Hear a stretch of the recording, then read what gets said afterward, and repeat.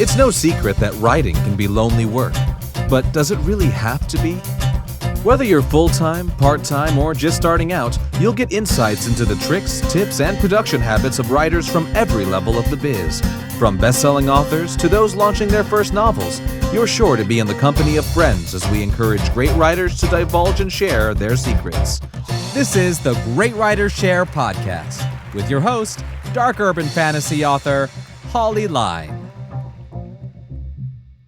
Hello and welcome to episode number 57 of the Great Writers Share podcast, a podcast where every week we hijack an hour or so of time from some of the kindest and hardest working writers around today to join us on the show and discuss everything that makes them tick, roar and bounce. My name's Holly Line and it's the 8th of October as of recording. So let's dive right into my personal update. I am in the middle of the biggest and most stressful project of my entire life. For some reason I decided it was a good idea to rapid release 4 books in 8 weeks. So books 1 and 2 are out, or will be out when you hear this, and 3 and 4 are coming over the next few weeks. It's been insane, it's been a whirlwind, it's been intense, it's taken far more work than I was expecting, but it's been amazing, and I'm sure when it's all over, I'll be really glad I did it. So this month I am doing all of that. I am getting myself organised with podcasts and promotions. I'm about to do Brian Cohen's free ads challenge for the 3rd time. This is basically to kickstart some fresh momentum into my advertising on Amazon. And I'm basically clearing my schedule ready for Nanowrimo in November. I have a book I really need to finish, so I'm going to be using Nano to help me get through that as well. And by the way, our very own Dan is running a boot camp during Nanowrimo, and I've signed up. So if you want to join us for some community writing sprints and motivational messages from our wonderful Daniel, you can do so at danielwilcox.com/bootcamp. I highly recommend it. I think it's going to be a blast. So, our question of the week. Thank you so much to everyone who answered my question as posted on Patreon and Facebook. And it was, do you enjoy formatting your books? We had some entirely predictable responses in our Slack group for patrons. Faye said, no, I'm dreading that part. She hasn't even finished the book yet. She's already dreading the formatting. So, yeah. Meg says, can I say this? I'm sure I can say this. Fuck no. Bane of my life. Vehement dislike. Can you tell? Yanni said, I enjoyed learning how to format properly, but not the actual task. No. Dan himself says, I love formatting! Caveat, when I have the time. Most of the time I don't. And Yanni added as well, she always feels like she's missed something or overlooked something that needed changing. Yes, yes, yes, and more yes. That is the big reason why my big relaunch project has been so stressful, is even though I have outsourced the formatting to today's guest, there's just always another error. My review team are finding errors and there's always something that needs changing, and it's a never-ending task. It's one of those things that will just go on forever, and there comes a point where you just have to draw a line under it and say, no, do you know what? That's good enough. So that brings me on to today's guest. I am speaking to Julia Scott. She is a fantasy and sci-fi author and professional book formatter and author logo designer extraordinaire. She's amazing. We talked about her experience writing her debut novel, The Mirror Souls, and how different it's been writing the sequel. We talked about formatting books and the top mistakes that new authors make, and also what it was like to produce the audiobook of The Mirror Souls.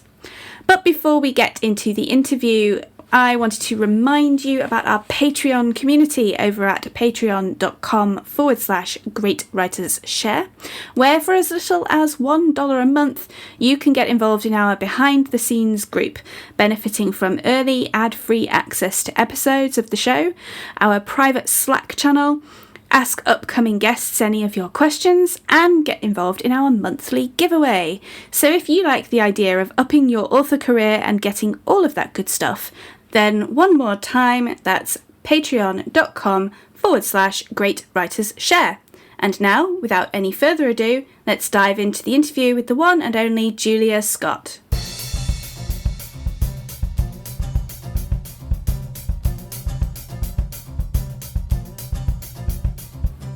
Julia Scott is a British author whose goal is to take you out of regular life and teleport you to new worlds and alternate futures through her writing. The Mirror Souls is her debut novel, and like many sci-fi and fantasy books, it started off as a dream. In her other life, Julia lives in Essex, England, with her husband and 2 children. She spends her time mumming, writing, prettifying books via Evenstar Books, graphic designing, singing, and digging or planting stuff up in the garden without really knowing what she's doing. Welcome to the show, Julia. Thank you very much. Thanks for having me. Okay, so tell us a bit about how you came to being a writer. Oh, that's a big question. Yeah. I get asked this a lot. Everyone asks this of writers, don't they? Like, how did you get into writing?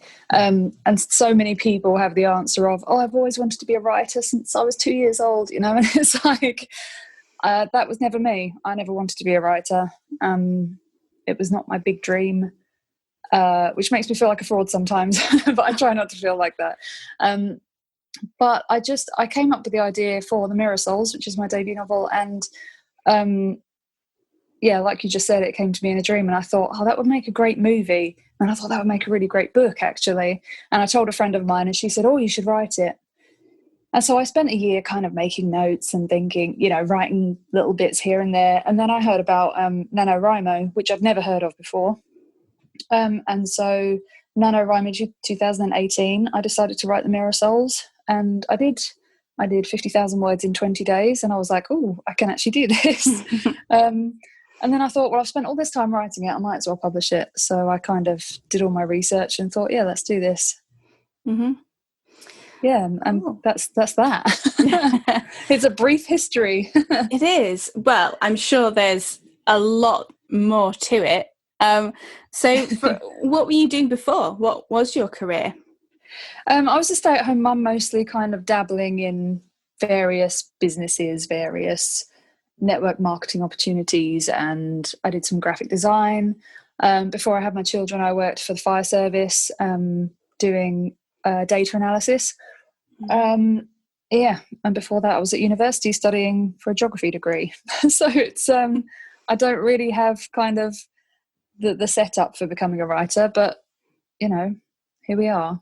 Yeah, I don't think there's any one route. Like, we're all so unique, and every time I speak to someone, it is a different story. So, yeah, and I think that's what's great about writers is because if everyone had the same life and did the same degree and did the same things and then wrote stories, you wouldn't get the diversity that you have in stories. Exactly. Because we all take from our experience of life. So yeah. But that's why I love to write about different locations, and I love the whole world building aspect because of my geography degree. I love the natural world, so I love to kind of throw that into my books. Yeah, well, I'm a big fan of The Mirror Souls. It's actually you're welcome. I actually created a spread in my bullet journal this week, which was my 20 favourite books, and yours was on there. Just that's lovely. Thank you. So yeah, there's obviously the environment and the planet is a central part of the sort of the backstory of that. Yes. Without spoilers. But yeah, you have obviously a keen interest in sort of the environment and I guess conservation. I'm just wondering where that came from. Yeah, I suppose that comes from doing my geography degree and just my love of landscape, really. And seeing that the damage that we're doing to it all the plastics in the oceans, and just people not really giving a crap and just trashing the place. All the pollution, all of that. And I thought, what would it take to get our world to heal itself? And the premise behind the Mirror Souls is that it would take an alien race taking the planet back and fixing it for us ultimately, because we're not very good custodians of our planet, I don't think, at the moment, which is kind of sad. So that's where that came from. But maybe there are aliens who can come help. Maybe. That's quite a bleak view of humanity. Is that typically how you view people? Not all people, but if we look at the way the planet is going, there's much more of a priority on money and power than there is on, the planet, which is a real shame. But I know there are people out there who care deeply. That young teenage kid, I can't remember what country he's from, but he created this machine that cleans the oceans out of plastic, and it's amazing that he took all his time to do that. So no, I know there are people who care, but it's not the people who are in power who are the ones who care, and that's the trouble. Yeah. So power is quite an important theme, I'd say, in the book as well, of I guess the power that is exerted over the people, and people's personal power and their ability to make choices for themselves. And is that something that that you value quite a lot? Oh, absolutely, because I know you'll relate to this. It all comes down to freedom. It's everyone wants to be free. No one wants to be captive in any kind of way, physically or emotionally or whatever. Excuse me. Okay, I'm fine. And everyone wants to be free, but there are so many ways in which we're not free. And especially at the moment with all the stuff that's going on around the world at the moment, it's very tricky because not many people do feel free. Yeah. Is there something, do you think, unique about fantasy and sci-fi that gives you the freedom to explore themes like that? I think so. I think the thing with books is that you can kind of claim the freedom that you can't necessarily in real life. You can give your characters that chance to fight back. And sci-fi and dystopian are very often, a character or a group of characters fighting the man, the corporation or the government. And I think we probably all feel a bit like that in real life. Maybe whether we realize it or not, if it's a subconscious thing, but we are controlled in lots of different ways. So I think novel writing is a way to go, well, you can fight back. It's not always that easy in real life. Yeah. What would you say the balance is between sort of the catharsis of writing that kind of control, but also maybe wanting to inspire action in readers as well? Like, does that factor into it for you? I suppose it does. I guess I'm not the kind of person who's a leader and wants to tell people, go fight for your rights. And I'm not necessarily the kind of person to go to big protests and things like that. But I'd love to inspire people not to just lay down and take it, lay down and take things. And everyone has a line that will be crossed as to where they think, okay, that's enough. You're taking too much of my freedoms now. Again, that's being seen, around the world at the moment with the control the governments are putting in because of the health situation around the world. So, I would want to inspire people, especially young people, that you don't just have to put up with stuff that really doesn't feel right deep down inside. And that doesn't necessarily mean against the government. It might mean against someone who's not being kind to you or is putting you in situations you don't want to be in. So writing characters who stand up for themselves and ultimately win, I'd want that to be a positive message to give to people. So you have a strong romantic plot. How important was it for you to balance the love story with everything else? Because I know you don't describe it as a romance novel, so yeah, how do you see the balance? But then I've had people reading it and say, "Oh, I didn't realise it was a romance," and I'm like, "Whoops!" It kind of is, and that's the premise of the book. Is no, see, how do you talk about this without giving away the whole story? The romance is integral to the power that and the freedom that they're trying to gain, and my message in that is to say that love is a very powerful thing, and it can empower you, and it can bring freedom. So that's kind of the message behind that. And I went into it knowing it would be a love story, but I also didn't want it to just be a romance. I didn't want it to just orbit around that. I wanted it to be something else. So hopefully I've accomplished that. Yeah, it definitely feels like the world is bigger than just the people involved in the romance. It's, more going on, and there's a lot more at stake than just, a heart and whether it gets broken or not. Yes, and the second book does get more complicated. So with the romance and the rest of it. So you've brought up the second book. So yes.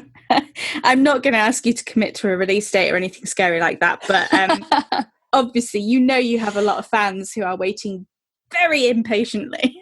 Yes, they are very impatient. Sorry, not sorry.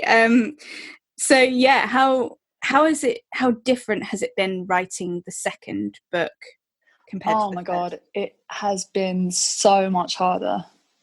And part of that is to do with personal circumstance. So when I wrote The Mirror Souls, my children, I've got 2 children who are, oh my goodness, how old are they? 9 and almost 11.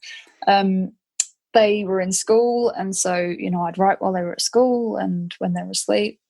But then I took them out to home educate them. So I kind of thought, once I published The Mirror Souls, I get the second book out fairly quickly because I wrote and published The Mirror Souls in a 5-month time, which was pretty quick, I've been told. And I thought I can do that again, but I couldn't do it again. It is so much harder when there are kids needing your attention 24/7. And then I put them back into school, and then the coronavirus stuff happened, and so they came out of school. It's just been this whole big thing. But aside from my personal circumstance, the second book is so much harder because you've set yourself a standard with your first book that people are going to expect going forward. And that's terrifying for some reason for me, because my biggest fear is, what if people say, oh, it wasn't as good as the first book? That's like my worst nightmare, my biggest fear. And it makes it so much harder to get into the creative headspace when you have doubts like that filling your head. So yeah, it's been harder. And then of course you have to make sure you're keeping everything consistent. So when you mention the color of someone's hair, you're like, oh crap, I can't remember if I made her blonde or not, and this is where you should be writing these things down. I didn't write these things down because I'm a newbie. It's a steep learning curve for everybody. Oh, it is. It's a challenge. And I've cursed myself so many times saying, why did I start with a trilogy for my first thing I've ever written? Why a trilogy? But it's getting there. Yeah. It is getting there. That's good. And has it been different in terms of how much planning you are doing, or, any tools that you use, or has it been much the same as for the first book? No, it's actually been quite different. I was a pantster. That's the right word, right? I was a pantster for the first book. I just winged it, and I was thankful for my editor and getting a developmental edit done, because she helped pull the loose threads together. But for this second book, I've definitely had to plot it better.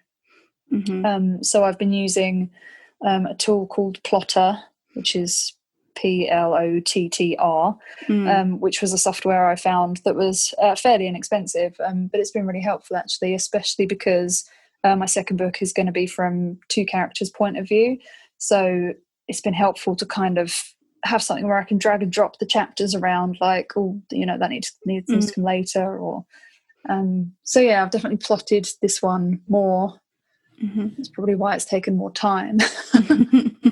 Because I do like to write with, you know, go with the flow, and it has changed as I've been writing. It hasn't been a very solid plot. It's been quite a loose one, but it has helped. Yeah. Okay. So I want to move on to talk about the other side of your business, which I think these days it's becoming more and more common for writers to have multiple streams of income. Yes. And you somehow have a gift for formatting books in a way that makes them just stunning to look at, and reading them to be a real experience, you know, like, and so that's another thing that you do. And I just wanted to ask how did you discover that you could do that? Yeah. I've been prettifying documents my whole life. You know, since university, and having to make a good looking dissertation, and I got into graphic design when I was a stay-at-home mum, doing logos for people, for small businesses who couldn't afford really expensive logos. I used to do things like that, and it was just more like a bit of fun, really. And then when I came to publishing my own book, I looked at, you know, how what I needed to outsource to get my book ready for publication, and obviously I can't edit the book myself. I needed an editor. I needed a cover designer, although I did try to design my own cover and it was terrible. So I'm so glad I got an actual professional to do that. And then I looked at the formatting and I thought, yeah, I can do that. And it was such a learning curve. I swear I was going to throw my computer out the window at one point. But I just kept at it. And I showed some other authors my book, you know, what it was going to look like inside, and they're like, oh my goodness, that looks great. So yeah, I started off with my own book, and then one of my author friends said to me, oh, you're obviously good at formatting, can you help me? I've got some problems with mine. And so I helped her out, and then she was like, thank you so much, can you format my next book for me? And I said, only if you pay me. And yeah, the rest is history. I thought, well, I can make a bit of money on the side doing this, which helps other people out, as well as making some money for myself that can go towards publishing the next book. So yeah, that's how Evenstar Books was born. So because the thing is, I cannot relate to this, because I find formatting is like my nightmare. You know, the nightmare part of the job for me, that was the first, well, not the first thing outsourced. There's, you know, cover and editing were first, but in terms of other general sort of publishing tasks that most authors do start off doing themselves, that was like, no. As soon as I was able to afford it, it was like, nope, I'm not doing that anymore. But you seem to enjoy it, except for making the EPUBs, because for some reason, oh my god, EPUBs, they're a nightmare. Hate me. I don't know. But you enjoy the process, and yeah, I'm intrigued. I really like taking someone's story and kind of making it come to life a little bit more. with a book. And because I know as an author how it feels to hold your book in your hand for the first time and go, oh my goodness, my book.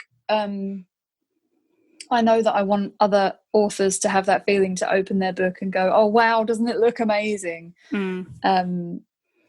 So yeah, I think, I don't know, I'm a bit of a nerd really, so tech has always come easy to me. I've been making websites since I was 13 years old because I'm a bit sad, but my first website was an ABBA tribute website. Oh my God, I love it. That's a piece of information I haven't told many people. Now everyone knows. But formatting. I just want to make books pretty. I mean, books have to look pretty on the outside, and they always say don't judge a book by its cover, but we all do. But I want people to open the book and go wow at the inside as well, so that it's a complete experience. And not just about the prettiness factor, it's also about improving the readability. Yeah. Because I've come across books where it is just impossible to read them because of the way they're set out. And they are very small errors that are so easily avoided. And that's one reason I'm going to be doing the book formatting course as well, because I want to teach authors who can't necessarily afford to keep paying a formatter. I want to teach them how to do it and how to avoid those pitfalls. So what are a couple of the common pitfalls that you see? One is leaving gaps in between paragraphs. So there shouldn't be a gap in between paragraphs ever, not even in an ebook, because it's the same with a full stop. When you see a full stop, your mind stops. Do you know what I mean? It stops at the end of that sentence and it pauses. And it's the same at the end of a paragraph. If there's a gap after that paragraph, your mind kind of does this big pause, and then you're reading another paragraph, and then another big pause, and you're reading this paragraph, and it's not the way a book should flow. And I'd always recommend, if you are formatting your book yourself, look through other published books, whether indie or traditional, to see how they are done, to find the way that they should be done. And the other error is some people do not justify their text. So text in a book should line up on the left and it should line up on the right. So some people forget that and will let it line up just on the left, and it is incredibly distracting. Makes it so difficult to read, which is a shame, but so easily avoided. Yeah, I accidentally did that actually with one of my books, and not even my first book. This is the worst thing. In my series of 4, the 4th book, I published it in a bit of a weird flurry because it was post car crash and just weird. But so I just put the ebook out, and I didn't put it out in print. But it was the last book in the series, and I wanted a print copy for myself, and my mum wanted one, So I just really hurriedly made a print PDF just to put it up so I could just get a couple of copies for me. And it was only after getting a copy and opening it. In fact, it was my mum. I didn't even notice. My mum was like, "Why didn't you justify the text?" And I was like, "Because I forgot." Oh no. Yeah, so there may be, there's probably only half a dozen copies out there in the wild, so it's not disastrous, but it doesn't look good. It's an easy mistake to make, especially if you don't know much about, you don't have any excuse because you'd already published books, but other people who are doing this for the first time, it's it's a very easy mistake to make. We live and learn. We do. Yeah. So, I know balancing writing and formatting can be a challenge. Massive challenge. Yeah. How do you manage to? No, I don't. That's the answer to that question. No, I do not balance. No, because it's not just writing and formatting, is it? It's writing and formatting and being a mum and looking after a house and looking after a garden without really knowing what I'm doing, and all of the life stuff, and self-care on top of that, and socializing, although we don't get to do much of that recently. You know, it's balancing everything. It's really hard. I'm having to slow down the formatting I'm doing at the moment so that I can get my book written. And I think the trouble with me personally is I'm an all or nothing kind of person. So if I'm writing a book like the way I wrote The Mirror Souls, I just threw myself at it. That's how I did it so quickly. All of my evenings were spent doing this book. And my daytimes, I kind of hammer a project, and that's the way the book comes out properly, because if I do it over such a long period of time, it comes out, you know, it doesn't have much of a flow to it. Whereas if I do it all in one go and just go blah, blah, blah, blah, it comes out hopefully with some kind of flow. So yeah, that's probably another reason why the second book's taken so long to get done, because of the formatting taking up time. But that's life. I'm not sure how I'll balance it going forward. We will see. Yeah, it's difficult when you've built yourself a reliance on a stream of income to, you know, what do you do? Do you sacrifice that, or do you? Yeah, it's a very difficult choice. Yeah, it might be a case of having months where I just write, and then having months where I can take on formatting clients. But I don't know. Someone suggested that to me, but who knows? But you're creating a course, so yeah, tell me a little bit about that. So it's called the Book Formatting Formula, and it will just be. My idea was to put templates together for people for Microsoft Word and Adobe InDesign, where everything is all set up already. And all you have to do is open the template, and I'll have some instructional videos on showing authors how to put their words into these templates and produce, you know, a PDF document that can be uploaded to KDP or Ingram Spark or wherever. So yeah, I just wanted to give some people some information on, you know, like we were talking about before, the pitfalls to avoid, and how to make your book look pretty without it costing too much money. Yeah. And it does frustrate me, because there are people out there who will say, oh, you should never format a novel in Microsoft Word. And I'm like, well, I did it.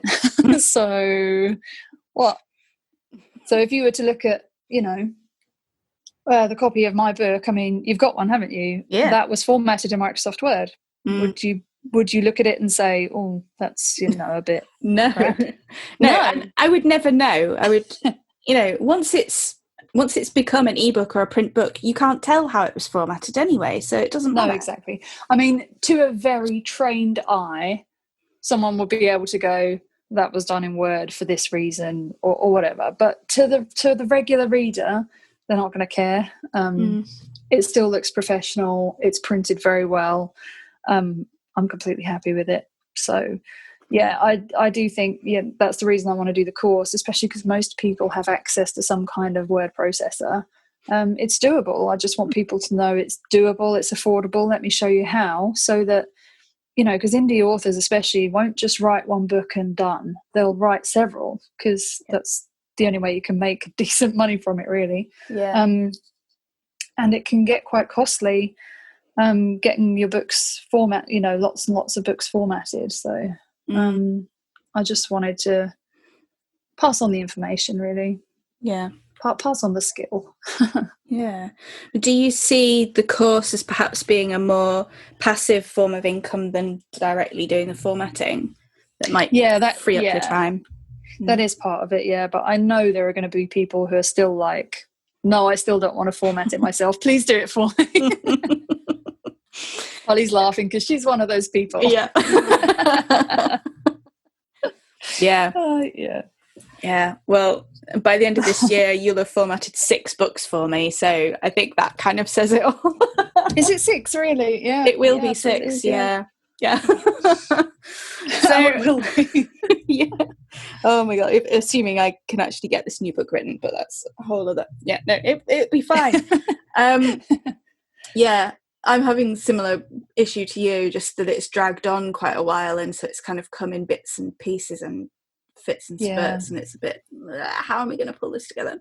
But anyway, and to be honest, Holly, it has been a very difficult year for everybody. Yeah. And so don't beat yourself up too much, because if we do manage to pull off publishing by the end of the year, which is what I'm hoping for my second book, which is a big ask of myself, but if we do manage it, we deserve a huge pat on the back, because this year sucks. I'll get you a medal if you get me one. Only if it's made of chocolate. All right, deal. Send you a big chocolate bar. Yeah. So talk to me as well about the audiobook, because that's happened. That happened. Yeah. How was that process of going about getting an audiobook done? Easier than I thought. I kind of just threw myself into it, really, like I do with most things. Just I throw myself into these things and think I'll figure it out. I watched a lot of YouTube videos, read a lot of blogs, trying to get your head around the whole royalty share or pay a narrator up front. That whole thing was a bit complex. Ultimately, I decided to pay a narrator up front so that I didn't have to share my royalties. I don't like sharing. It's not my style. But of course, that makes it more costly, and I was able to do that with income I'd made from formatting. So I went through ACX. I put up an audition piece. So you take sections of your book that are different characters, and then people will audition for your book. And I chucked it on there thinking, I bet no one will even audition. But, within, a day, I was getting auditions coming through, and I was like, oh my goodness. One narrator who auditioned got everything wrong. She called it The Mirror of Souls, and she called Genevieve Guinevere. Oh no. I'm like, what? It doesn't even say that. But then I came across Daisy Fair, who is my narrator. I picked her. She's new to the audiobook narrating scene, so she was fairly inexpensive, so that was good. So it all just kind of came together, really, and it took a month to kind of go through its review process after she'd uploaded everything. And it's very motivating to listen to your own book being read to you by someone else. And that's really what pushed me to write book 2. Because obviously I had to listen to it to approve every chapter before it went through for review on ACX, which is Amazon's audiobook thing, by the way, in case people didn't know that. But listening to someone else reading out your book is so surreal. And it's incredibly motivating, because it's like, hey, I wrote this, I better write some more. And when you hear someone talking like your characters, it kind of gets you back into their head again. So that was helpful. It was on sale on the 4th of September, and it's doing well so far. I'm quite excited with the fact that sales are popping up, and it's like, oh, yay. Considering I haven't marketed it aside from social media. So, That's excellent. Congratulations. Thank you very much. Yeah. Okay. So I'm going to ask you the big question, which is, why do you write? I write because it's fun. Some people will say because the voices in my head won't leave me alone. No, I do it because it's fun. I enjoy it. I had this dream that I just wanted to get down in a book form, and then I just kind of kept having other ideas pop up in my head. And sometimes I think, I could walk away from this and not write again, and that would be that. But where's the fun in that? I enjoy doing it, so why not do it and make it a career, Yeah. So that's why I find it fun. Cool. And I like making other people happy. To hear other people say, I read your book and it was great. It made me feel this, it made me feel that. I love that. Yeah. Yeah. Excellent. Cool. Okay. We have come to the quick fire round. 10 questions. Don't overthink. Quick as you can. I overthink everything. You can't ask that. Genuinely. Well, I am timing you. No, not really. It's fine. And it's fun. So just relax. Okay. Question 1. Okay, I'll try. Okay. 1. Bees or butterflies? Butterflies. Preferred trope, love triangle or soulmates? You can't do that to me. Soulmates. Okay. Favorite hot drink? Hot chocolate. Fluffy socks or slippers? Slippers. Most inspiring season? Spring. The last book you read? Oh my god, I can't even remember. The Chaos Circus by Renee Dugan. TV series or movies? Oh, movies. First thing you'd do if you received £1 million?